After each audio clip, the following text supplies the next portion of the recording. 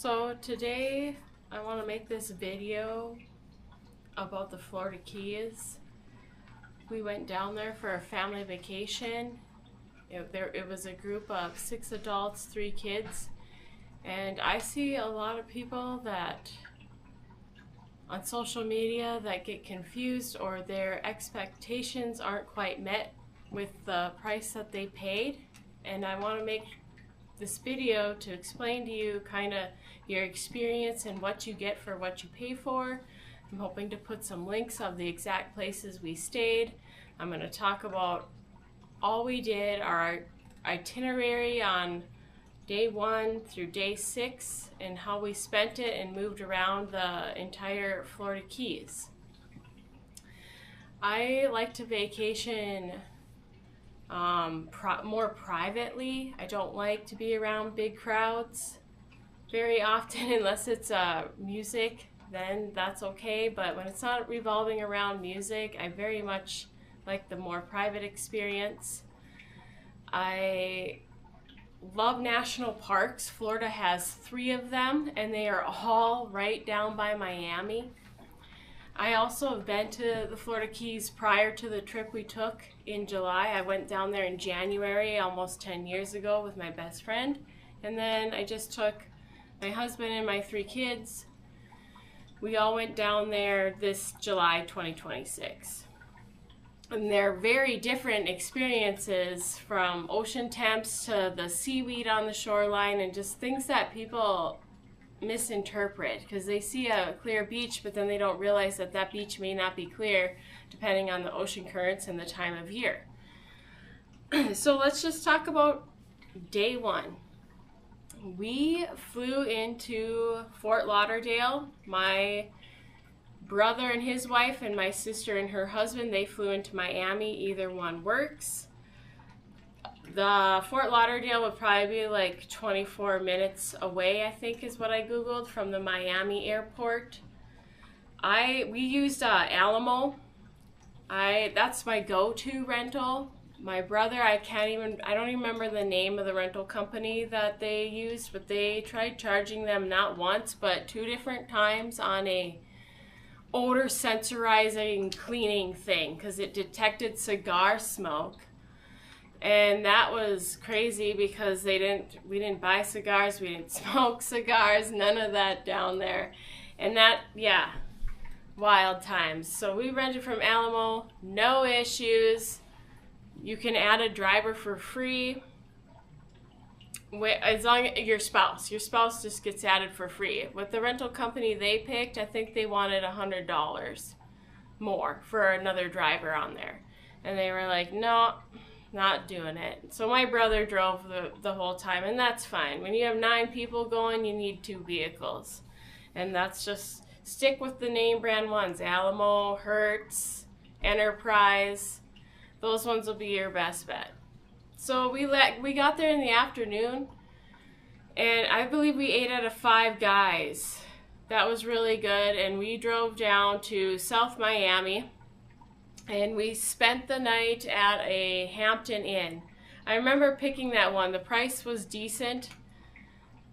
Some of the hotels around that South Miami area were like $600, $700 a night. I didn't want to spend that, but I also didn't want an older hotel because cockroaches live down there just naturally. It's very tropical, especially in the summertime. You'll definitely feel that. This is the first time I've been to Florida in the summer, and so I got the full effect. It's fine. I liked it.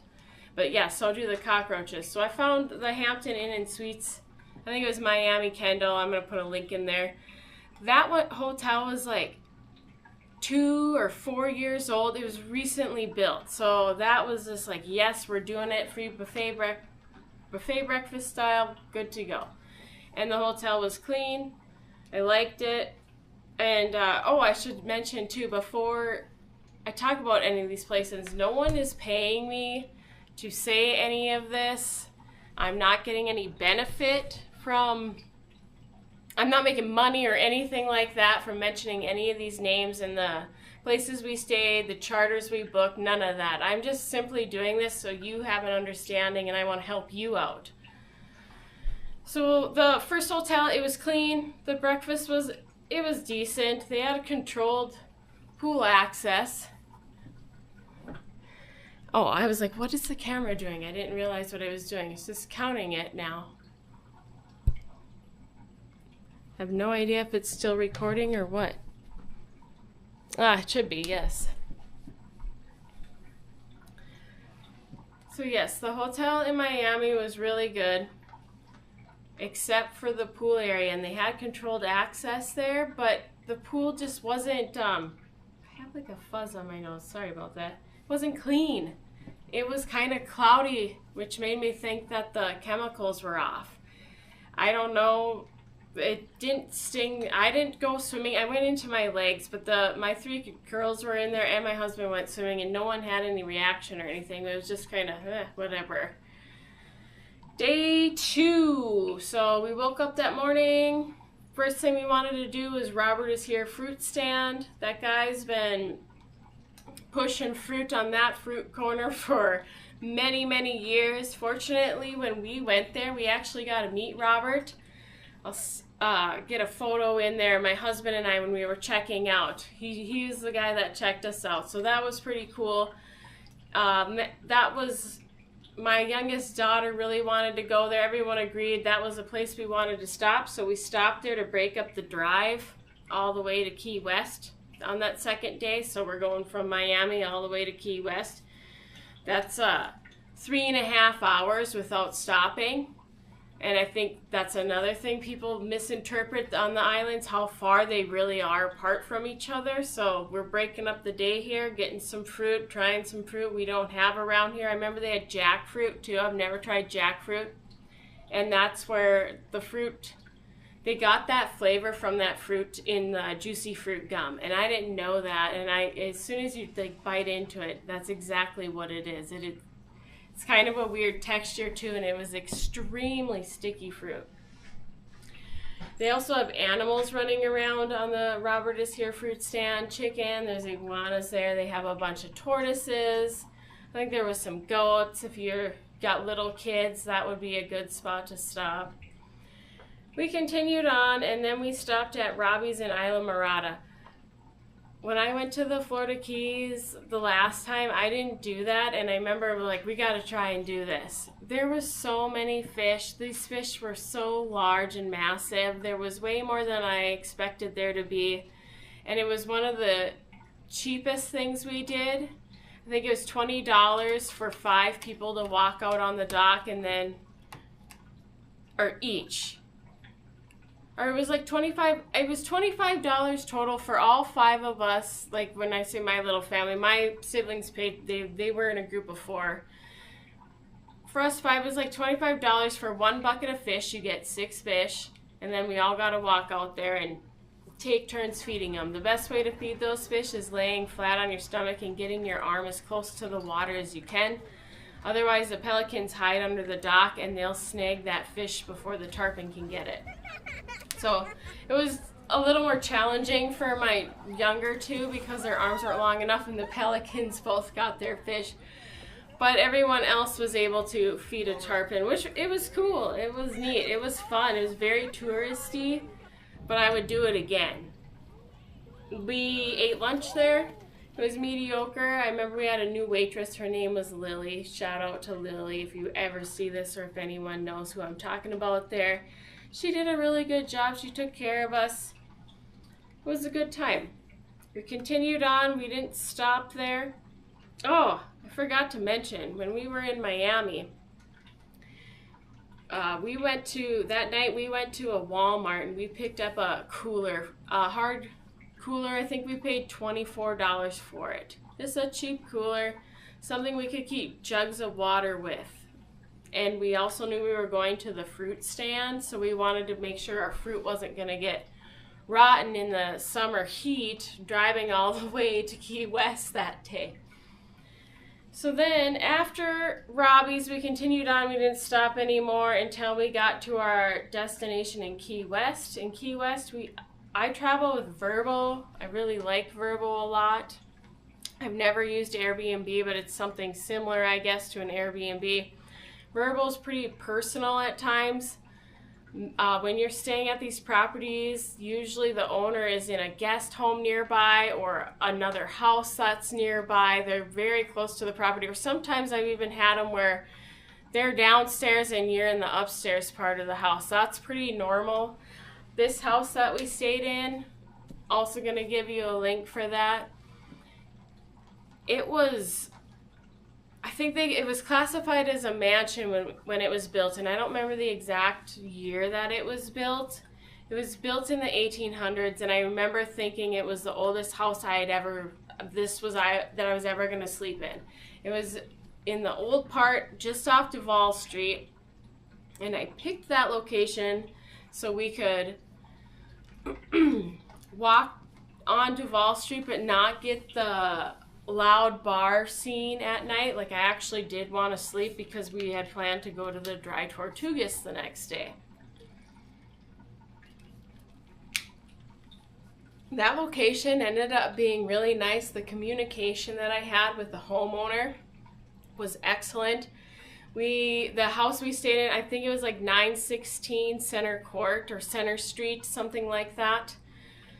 And there was a pool like right in the backyard that you could use. The first night we had it to ourselves, but it is a common pool amongst, I think, 5 properties in that little location that can use the pool, but it was really cool.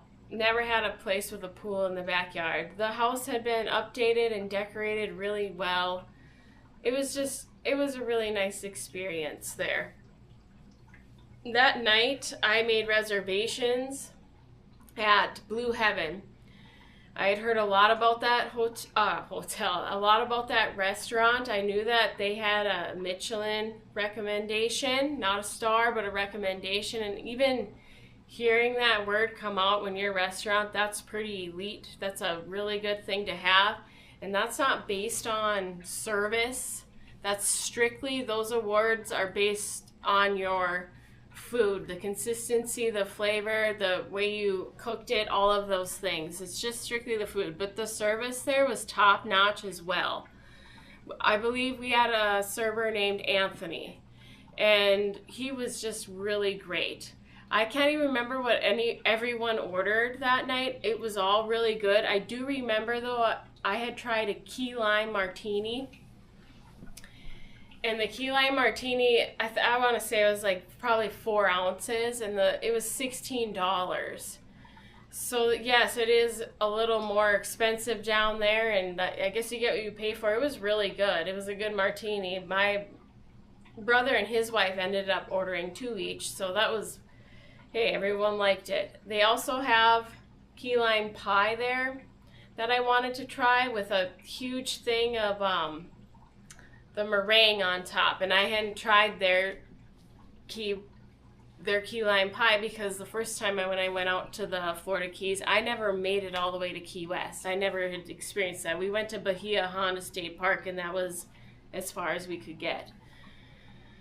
So we actually they have their bakery right next to the restaurant, and we just bought an entire pie after we ate supper, and then we walked back. Parking in Key West is it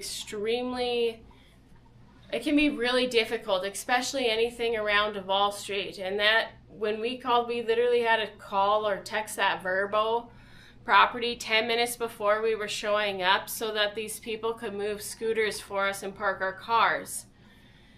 Because otherwise you don't get a parking spot. And you pay for your parking there just like you do in bigger cities like Chicago and New York to park your vehicle. So the main goal, we left our vehicle at where we were at, and that's how we just kind of walked to where we were eating. Also, that day we went to, and when we landed in Miami and we had bought the cooler, we had also purchased lunch meat and stuff to make sandwiches because we knew we were going to the Dry Tortugas. So I could probably make a video just on this national park, but I'm going to try and keep it as short as possible. But I really do think that this deserves its own experience. This is a bucket list item for many, and this was kind of a thing that I told my siblings, if we're going down to the Florida Keys, we're going here. That I need to see this, I want to see this, this is like what I want to do. So everyone's like, okay, we'll agree to do that. So now we have 9 people that want to go, and the only way you can get to this national park is by boat or plane. So you have a few options. You have the Yankee Freedom. That would be your cheapest option. I think those start at $260 a ticket. This is not a national park where you think that, oh, hey, I'm in Key West. Like, let's say you live in Miami and you're taking a weekend trip to Key West, and it's really sporadic. You got a hotel for the weekend. You think you're going out to Dry Tortugas. No, you are not. You need to pre-plan that. We booked a private boat charter, and the other way you can get there is through seaplane. I still booked that months in advance. All of these to get out there should be booked at least 3 months in advance, if not 6 months in advance. If you know which day you're going, you pick that day and hope for the best, and that's what we did. So we had the private boat charter, and I remember the night before, the captain had messaged me, and he said, we have 3-foot swells. How do you want to do this? Do you want to do this? And some people can't handle that chop on the water, and I thought 3-foot swells was not going to be that bad. Well, it was way worse than I thought it was, but it wasn't anything that anyone could handle. But we were a young crowd. We didn't really have any elderly people with us or anything like that, but it would have been a really bumpy ride. And no one threw up, but I could see how someone could easily throw up on that with the chop and then the wind going. We booked that through CEO Charters. And when you pull up their website, the owner started that business in Virginia. But if you click on their little tab on the left, when you get in there, you can select Florida, and you'll see that they have boat charters out to the Dry Tortugas. Many boats, their licensing, a lot, or just even the size of the boat, it's 6 people.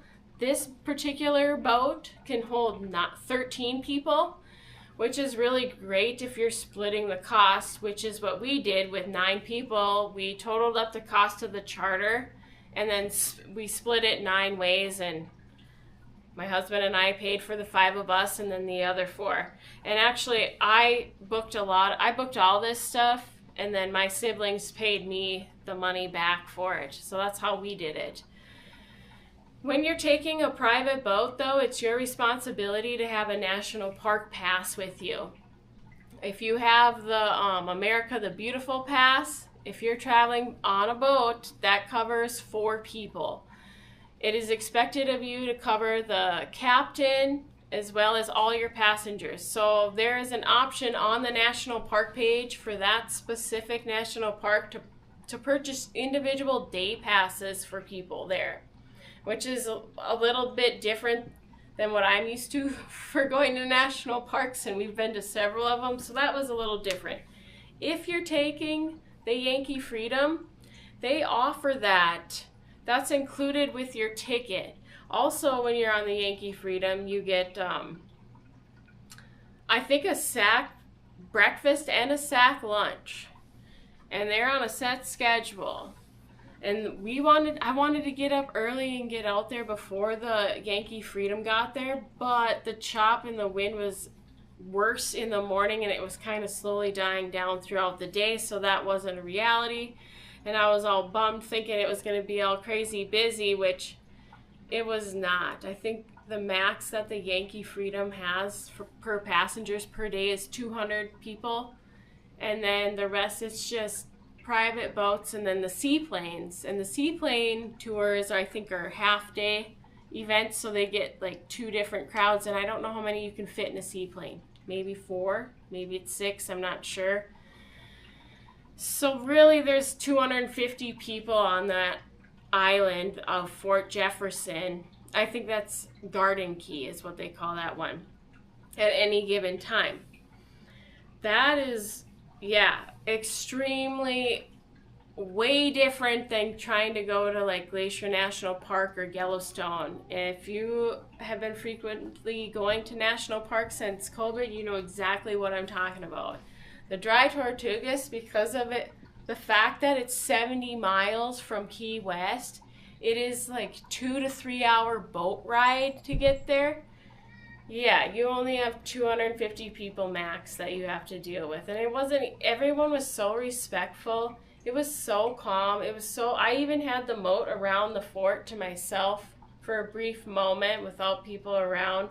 I remember Yankee Freedom does like a,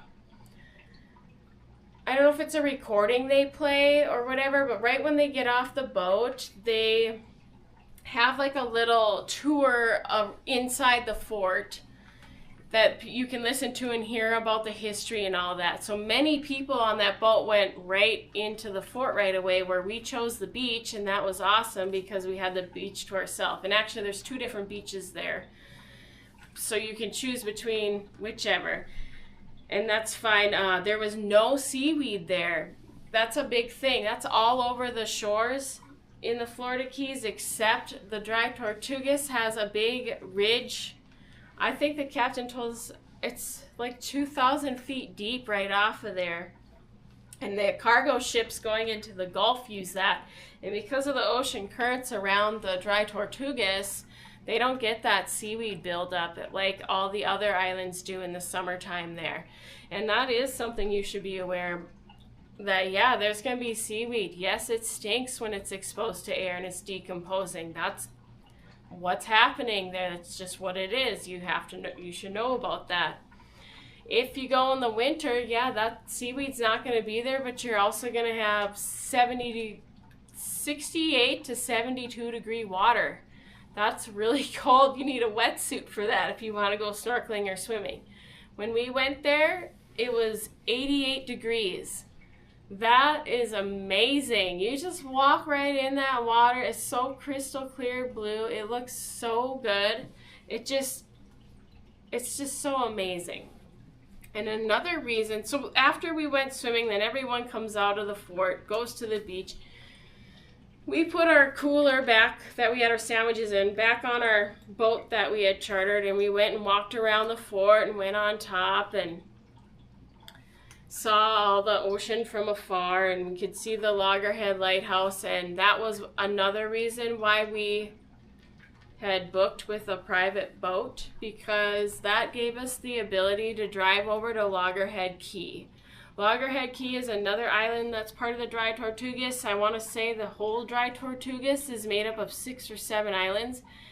Some of them, I don't even know if you, because of the sea turtles nesting or the birds nesting, some of them I don't even think you're allowed to access. And so we went to Loggerhead Key with the lighthouse on it, and they have a dock there, but because of the way the direction of the wind and the chop was on the ocean, there was no way we were going to be able to dock. So the other thing that you're allowed to do is drive around to the other side, and you can't anchor your boat there. That's protected, highly protected, but you can tie your boat to the buoy that's there. So that's what the captain did. And then there was, out of the 9 of us, 4 of us, myself included, decided to swim the rest of the way to Loggerhead Key. And that was pretty cool because there was 4 of us and we had that entire island to ourselves. Sometimes there are biologists that come out there. There's a little house out there too that they can stay in, but they got to bring in all their supplies and all that stuff. But they're out there observing and watching the sea turtle nests, and they have them marked with sticks. You can see that when you're walking. That was so neat to see. It was really cool and so special that just the 4 of us at that time were on that. And we wouldn't have got that experience on the Yankee Freedom. I'm not sure if a seaplane would take you over there. I don't know if the rules on that. You would just have, maybe you could call them and ask if you're wanting to do that. I'm not sure. I know that if you do private charter the boat, you absolutely can do that. So, yes, then we got back from that trip. I'm trying to think when we got into town. Oh, we bought frozen pizzas. They have Publix all over Key Largo. I think Marathon has one. I know Key West has like 2 different Publix. But yeah, we went to a Publix. We have frozen pizzas that night. And then the next morning, We're now making our way back to Key Largo, and that was with great thought, because when we departed to leave from Fort Lauderdale Airport and Miami Airport, I want to be as close as we can to them. And so the Miami Airport to the Key Largo property that we stayed at was 1 hour and 12 minutes. That's way better than you trying to scramble from Key West to get to Miami for your flight in 3.5 hours, especially if something goes wrong, because I've seen it before. They have a car accident on there and the whole traffic's backed up until services get provided and things get cleaned up, I guess, if that's how you want to put it. But it's terrible when that happens, but that can be a reality. So I like to give myself the least amount of opportunity to deal with that and have a smooth ride. So now we did the Key West thing. We're going to go back to Key Largo, and our last 3 days, we had 3 nights there. They were going to be spent all in Key Largo. Key Largo is a little cheaper to stay at. Key West is probably the most expensive place to stay in the Florida Keys, and for me it's a negativity, but I do despise the cruise ship thing. I don't like the cruise ship coming in there. I don't like all those crowds swarming down Duval Street. I just don't like the chaos. From what I've been told, the locals don't like that either. That's not what really keeps their economy going, but it lines the big corporate people that run these cruise ships, so it happens because it's a money maker for everyone else that doesn't live there. Anyways, we avoided the whole cruise ship and the traffic because we used Key West basically as a departing point to get to the Dry Tortugas. The Dry Tortugas is done. That's an all-day trip. You set aside the whole day for that thing. So now the next morning, because we love Blue Heaven so much, we were going to do breakfast there. And also because I don't like waiting in lines and crowds, I learned that if you show up at the doors 15 minutes early, you can be seated right away and eat right away. And that's exactly what happened. We walked there from our VRBO house. It's like a 7-minute walk. There was 2 other people in line when we got there, and we got in right away, got served right away, and it was a different vibe eating there in the early morning versus at night, because the chickens run around the restaurant. And they were so active and they know how to bag, and it was so terrible. I wanted to feed them so bad, but I refused to do that because they already have to have umbrellas all over the tables because the bird shit's going everywhere. And there is a lot of chickens in Key West. But the food was, once again, top notch. Breakfast was so good. Our service was so good. Really enjoyed it. Thank you, Blue Heaven. That was great breakfast. So we ate breakfast and continued on our way. And my sister, this was a must for her. She wanted to stop at the Turtle Hospital. So we did. I think it was $36. Maybe I might be around there. So we'll just say $40 a person. And I want to say it was an hour and a half long tour. It's pretty informative. It's cool. You get to see the turtles that are swimming in the tide pool, the ones that can't be released to the wild because they can't sink themselves. And you get to feed them, but it's more informative. And the money that you pay for that tour goes directly towards helping those turtles. And they have like a 1-800... They have like a hotline number you can call 24/7. There's staff on call 24/7. They go out on their boats. They help these turtles. They bring them back. The goal for them is to release them back into the wild. They have to meet certain criteria for that, and you get to learn all about that. And it's pretty cool because a lot of times if you're going to see a turtle in the wild, it's usually on land or you're snorkeling and you randomly happen to catch it grazing around on the reef. And on land, when you see them, it's because it's the females and they're laying their eggs and they're scared and they're coming out at night, and you're probably not out there wandering the beach at night, so you're not going to see a sea turtle. The likelihood of it, I would say, is pretty rare. But if you go to the turtle hospital, you get to see one and learn about how we protect them and what we're doing to keep their numbers up and how we're trying to help them. Also on the way back towards Key Largo. So Key Largo to Key West, you got 2 hours and 10 minutes. I just wrote my little note there. 2 hours, 10-minute drive back to Key Largo. We also stopped at I think it's called the Rain Barrel Shop. That's ringing a bell. There's a big giant lobster there. I think her name is Betsy. And then there's a bunch of crafts and local gifts. Local artwork, and then they have like a food vendor type there. I think my husband got like a Cuban sandwich, and then we got some popcorn chicken. It was decent food. The Cuban sandwich was good. It was a nice little stop, a little break.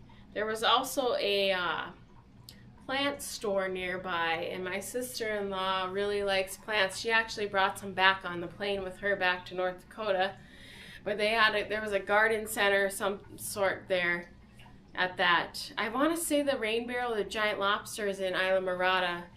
Turtle Hospital's in Marathon. I will have a link though for that turtle hospital if you want to learn more about that. But yeah, you can't miss that lobster. That thing is, you'll know what I'm talking about if you want to stop there.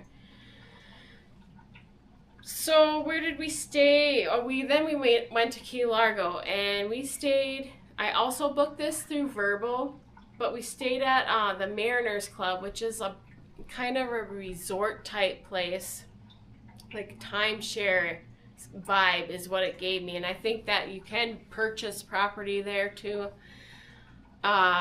It was a weird setup. This one wasn't as private and like communication with the actual owner like that home was. This is more condo type, and it had barefoot rentals, I think.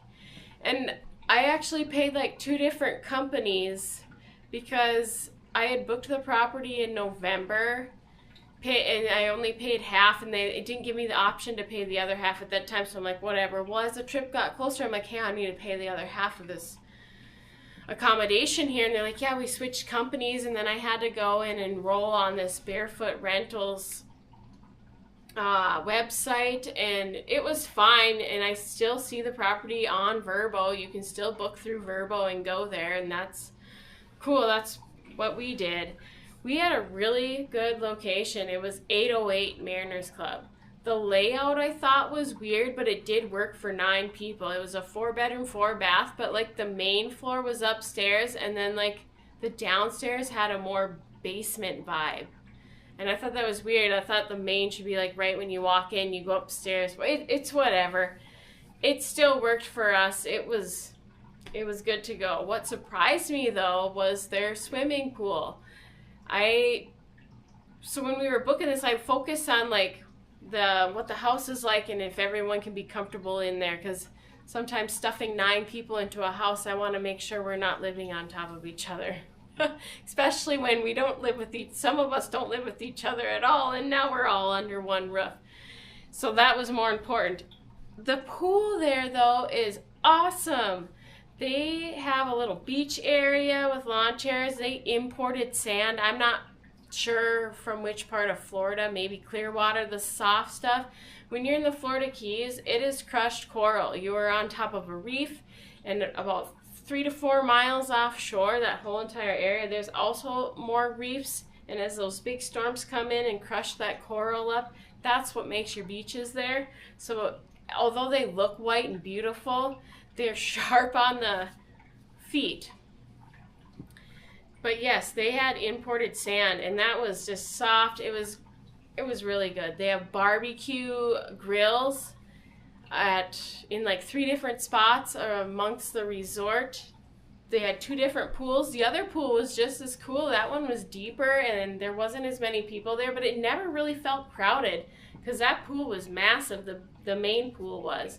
Then they had like a little walking area. You could go down to the ocean and take a peek. However, we're there in July and the seaweed stinks, and so that wasn't, the seaweed stinks, you know, I don't want to go walk on that and smell that, but yeah, it's there if you want to see it. They also have a pier that you can walk out, and they have a bench with a little like tiki hut canopy. So if you want to go out there and see that, that's cool too. And like they have a marina there. That's why the Mariners Club. I don't know. We didn't use the marina. We didn't bring a boat. I don't know if you stay there, you can rent a slip there. I'm not sure how that would work if you have your own boat and you want to bring it down there with you. And yeah, there is so many different layouts and so many different properties. That location was a straight shot to the main pool, which was awesome. And because of the way the breezes were always going, like you could tell walking around certain areas of the resort where you could smell the seaweed. Where our place was, you couldn't smell that. The air was really good there. It was a blessing, because I thought about some people, I'm like, oh man, they're like right there, it's just wafting in. But yeah, and everything was clean there. I liked that place that we stayed at there, and it was much cheaper to stay there. So that place in Key West, depending on like the demand and the time of year and what's all going on, I would say that house is $1,000 to $1,500 a night. That's a lot of money, but when you think about it, it could sleep 10 people, and we split the cost 3 ways between 3 different parties, and that helped alleviate that. I can't remember the cost of the Mariners Club. I want to say that one was $700 a night. It was much cheaper. So the reason now, what are we doing that we're in Key Largo? What are we going to do there? The next day we went fishing. I booked Kicking in the Keys charters for 3/4 of a day, and I remember what I paid. I paid $1,150, and I paid it through Cash App. So some of you might be a little sketched out by doing that. It was totally legit. I spoke with that guy on the phone. Forrest is the man that runs that, but he works up in the Northeast. It's not my story to tell his story, but he's there right now working. He goes down there and he does his boat charting. He does it himself in the wintertime. That's what he likes to do. Man likes to fish, but when he's not there, he has another captain that also likes to fish. And his name was Danny, and it was Danny that took us out on Kicking in the Keys charter. So that, I wanted to do Mahi. That was really what we wanted to target, deep sea fishing. But really, I just wanted to fill the cooler, fill the bucket. I thought it would have been great if we could kill it and like flash freeze our fish and ship some back home. My brother also went out on a charter, because fishing charters, there's different license for, I don't know, I want to say the state just makes sure they get their money. So you have certain criteria and certain price to pay to be licensed for 4 anglers, and then it's a whole different thing for 6 anglers. And the max that these fishing charters can have is 6 people. So we had to split our group. So my brother and his wife and my sister and her husband went on one, and then us 5 on a different one. And they went to target yellowtail snapper, and they did catch them, but they were so small they could only keep a few. They didn't want to keep all these small ones. We went and we caught 2 mahi, but like I said, there's seaweed now, and mahi are fast swimming fish. You kind of troll for them at the surface. You kind of got a lure that's just a few feet down, and well, when there's seaweed out there and you're running, man, that's just, it gets caught in the motor sometimes, or it's caught on your lure, and when it's caught on your lure, the fish isn't gonna bite it. So like, it's kind of a pain in the ass to do that. However, I don't think mahi are in season in the winter. They're in season now in the summer, so that's really, yeah, we really wanted them, and we caught 2. Such a beautiful fish. Glad we did it. We got some big fillets out of them. The other fish that we were catching was vermilion snapper, and they were caught in a way different way. We were on this like drop point between 400 and 600 feet, and you have a big lead weight on there and like 5 hooks, and you chop up some squid and you hook them all on the squid in a line, and he had an electric reel that just drops that baby down there, and he sees it on the fish finder, and you go and try and get ahead of the school and drop it, because it takes, I think we timed it, I think it was 38 seconds to reach the bottom, something like that. It was wild. Anyway, so then it goes, and then you're bobbing in the ocean, and you're waiting, and it's just bouncing off the bottom, and then you can tell when the fish are on there, because as it lifts up with the waves, the rod shakes. So then you hit the button and it winds them all up, and there's like a little lever for speed, and he's like, you gotta go fast, otherwise the sharks will get them. That is true. There is stuff that follows that right up there, and we saw something come swooping up, something big. I don't know what it was. He was like, it could have been a wahoo, I don't know. And then he's like handing me this other rod. He's like, cast it out there, try and get that thing. And I'm like, there's no way this little rod's gonna bring that big fish in here, but we'll try it. Danny was definitely a one more cast type guy. That's who you want when you're going out on a fishing charter. I've done lots of fishing in my life. I don't actively go out and fish every day or every weekend, but I know how to fish, and not every day are you going to catch something. That's just the reality of it. So I don't want people to think that you're going to fill your cooler every single time. That's not how it works. We tried. We worked really hard in those 6 hours to catch the fish that we had, and ultimately I think we caught probably close to 12 fish, but we kept 2 mahi-mahi, 3 vermilion snappers, and 1 amberjack. And I thought it was a good day. It was enough to feed the 9 people that we had, and my brother cooked that up the next night. Oh, he made some matacombre over the rice, and then we did that with the snapper and the amberjack, and then the mahi-mahi, he made like a coconut breadcrumb and pan fried it. Both were excellent fish. It was really good.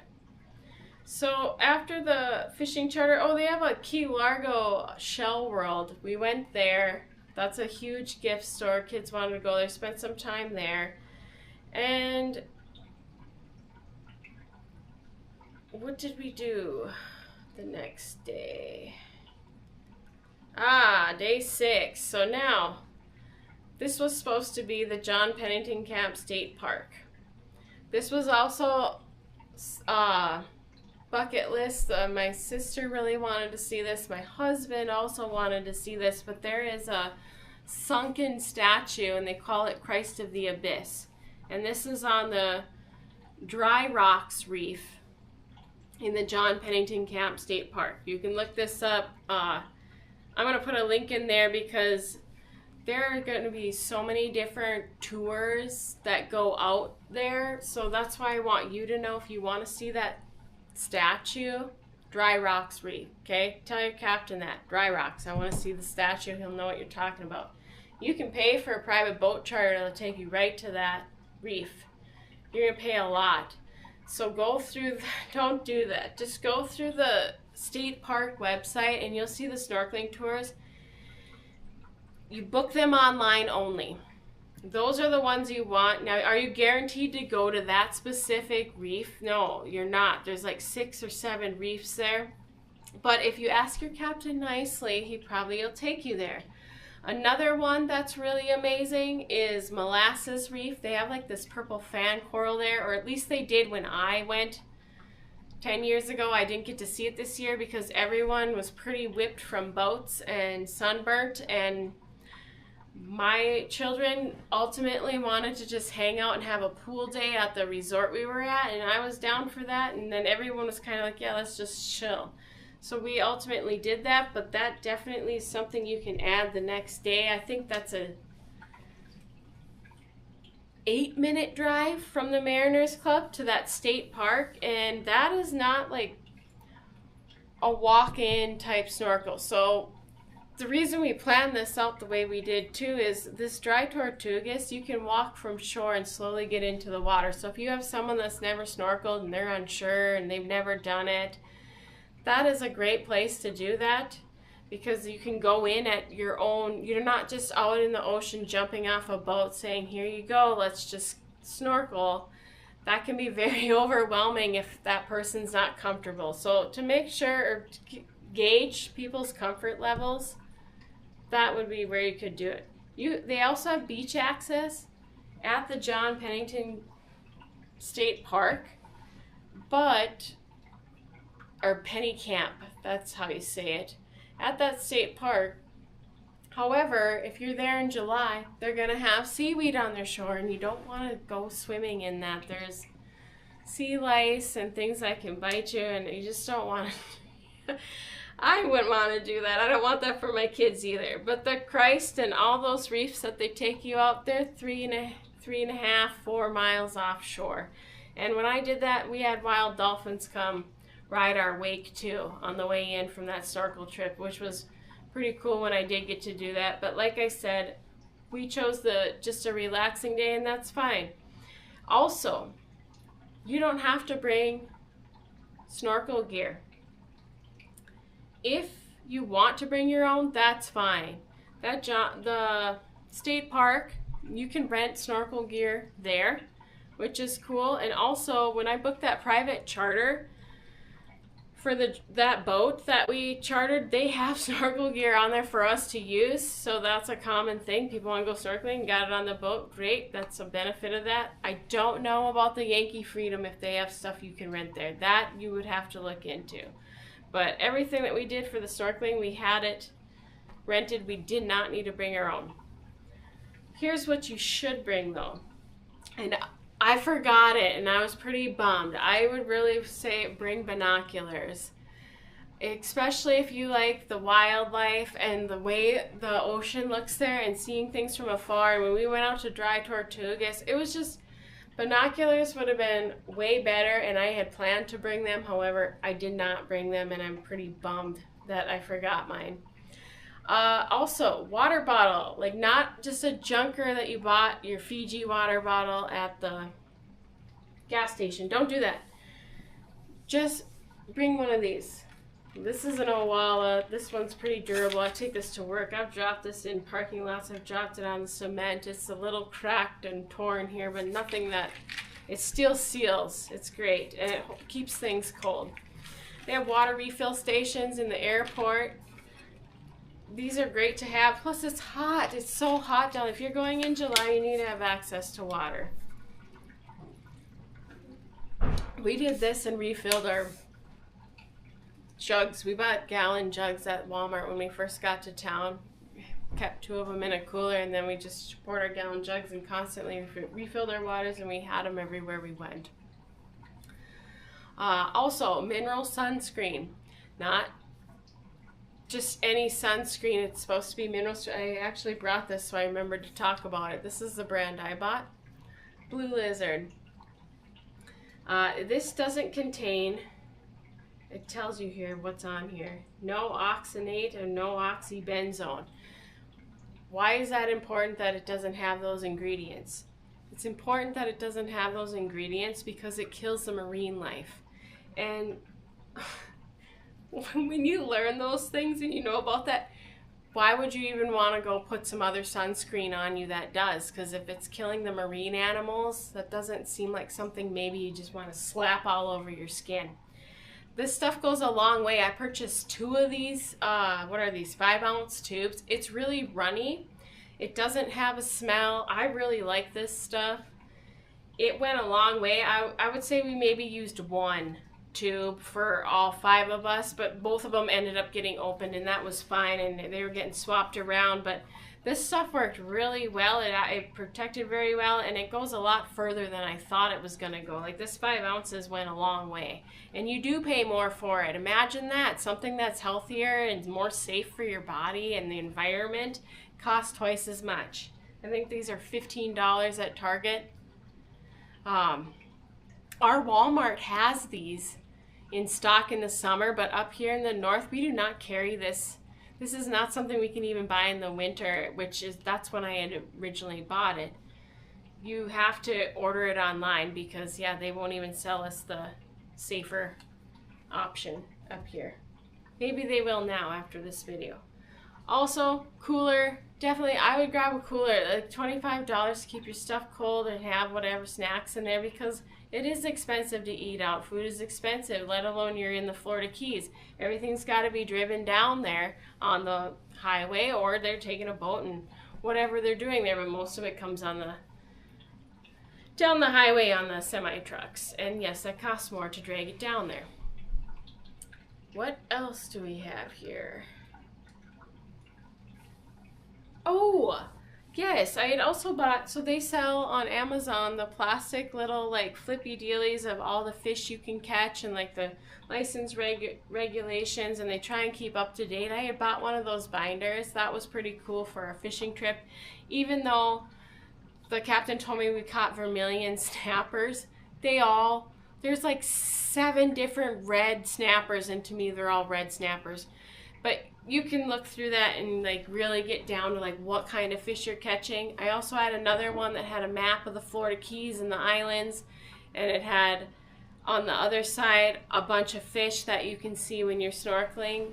We donated those. I purposely left those in our last rental just to kind of like hand down to the next person.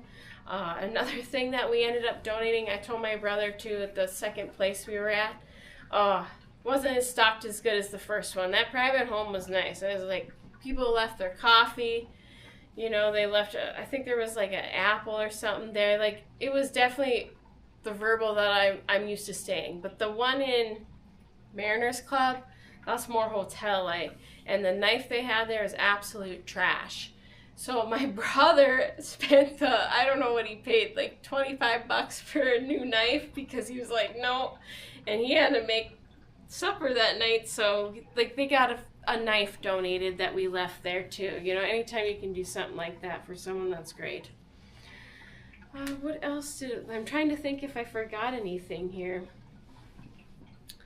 I don't think so. And after that, day 6, then we went to bed. The next morning we had to be at the airport. That's another, did forget to tell you this. So aside from like making sure you're sticking with a legit rental company, it really depends. Like Miami, anytime you make a wrong exit, it is not a quick, I'm going to get back on the interstate. Oops, I screwed up. It's usually a 20 to 25 minute ordeal trying to circle around and get back to where you're going. And the first time I went there, I did make that mistake because I'm so used to that. I got to return the rental with a full tank of gas, but now I'm coming from Key Largo and I have an hour and a half, and I actually ended up in rush hour traffic, 6 lanes of traffic, and no one was moving, and we had all of a sudden, I only have 3/4 of a tank, and now I need to pull off and put gas in this. It was so sketchy. It took me another 25 minutes to get back on where I was. Just a complete shit show. So this time we fly into Fort Lauderdale, even though I prepaid for gas. So if you are going to use Miami, prepay for your gas or whatever they want to charge you for that, so you don't have to worry. Bring that car back on E. Do that. Don't try and sit there and find a gas station and exit off. Just prepay for your gas in advance. Alamo offers that option, and you don't have to worry about it. Fort Lauderdale, they have gas stations. That airport is a lot easier to access. It's less chaotic. However, when you're trying to drive down in South Miami to get to the Florida Keys, or in our case, we were trying to get to our hotel, it was a little, couldn't tell, there was a V in the road, and now you've got all sorts of people in the Florida traffic. If you've never been down there, you'll have people stopped on the interstate, you'll have grandmas going 40 miles per hour, and you'll have a crackhead in a BMW flying at 80 miles per hour. That's just how it is. There's so much going on. We come to a V in the road, didn't know which way to go, so I just continued right with the traffic, which was not the way we were supposed to go, and we ended off on an exit in Miami. And I'm like, oh shit, here comes another 20 minutes. And that's exactly what it was. It was a construction scene with some scaffolding hanging from a crane. There's a semi trying to back up in traffic. There's a person, I think he was standing there with a stop sign, but he was hanging upside down. Like, he wasn't even having part. He wasn't trying to help direct traffic. So there's just this conglomeration of construction and no one knows what's going on. And we were sitting there stalled for, I'd say, about 10 minutes waiting, only to pull forward because now the GPS is trying to reroute us, right? So now we're pulling forward only to have to wait for a bridge to come back down because it was lifted up for a boat to pass, because now we got a bay or something coming in on this road. And yeah, it was like a 25-minute screw up, which is fine because it wasn't really a screw up, because I knew that those are the things that happen when you take a wrong exit in Miami. It's just knowing about it and knowing that that can happen and planning for it. We weren't late for anything. We didn't wait in lines. Everything was so smooth, and that's what I hope for you when you spend a lot of money to go to a place and cross things off your bucket list. One more thing I forgot to add on here, and it was on my checklist, is bring your own towel. So when you're going to these beaches and you're gonna go wreak havoc on someone else's boat, have your own towel. You don't want to take your resort towels or someone's VRBO towels out to dry Tortugas and lose it. Another good reason why I told my girls to have their own towel, bring their own towel, like if you spill something on someone's boat, you know you want to clean it up, you want to be respectful. Boats cost money, you don't want to treat stuff like that. Another good reason to have a towel, it makes an awesome blanket on the airline.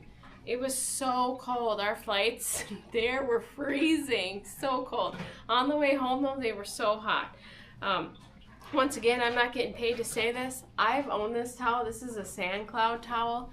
I have owned this towel for 4 years. It still looks brand new. It's made out of cotton. Cotton is my favorite thing to have on my skin.